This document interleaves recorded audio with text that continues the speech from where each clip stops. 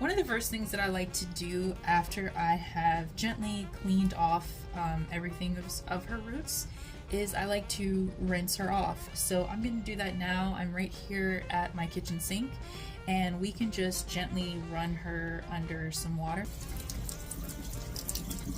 As was mentioned in one of my previous videos, it's possible that you want to just go ahead and put her in the same bark that she came in from the store, which is okay. And you can definitely do that. What I do recommend, however, is using a combination of orchid bark with moss. So I want to show you that. I do have this here. It's called sphagnum moss, but it's basically just garden moss. And what I like to do is a mixture of this moss with orchid bark. One way to get these mixed together is by putting the two items in like a Ziploc bag like this, by putting bark and the moss in there together, and then shaking and mixing it all up together. Once you have that bark and moss mixed up together in your bag, now you can start adding it back into the pot and getting your orchid back into the pot. So again, something that I like to use is this plastic pot that they've already come in.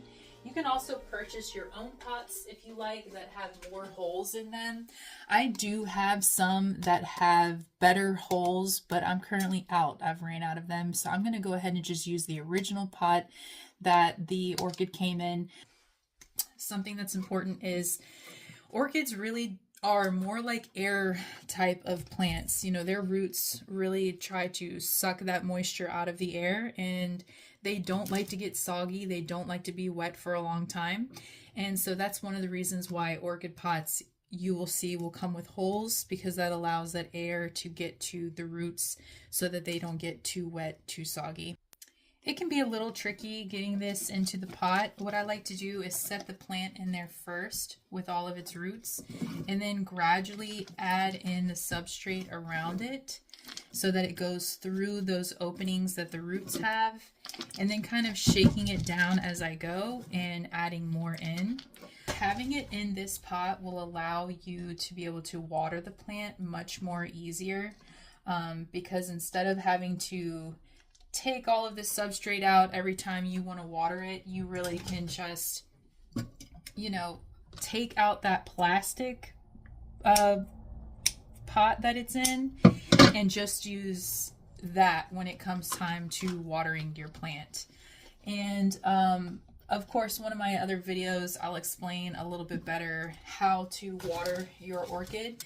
The moss, the great thing about moss is that when you water your orchid, the moisture clings onto that moss, giving that humidity for your orchid for days after the watering. This is the part where you can water it so that that moss gets nice and wet. The next part here is just allowing that orchid to drip dry. We don't want to put her back into her pot with dripping water. If it's still dripping and we set this pot back into this white pot here, that water is going to accumulate at the bottom of the white pot, causing a lot of moisture and flooding at the bottom of the pot, which can lead to root rot.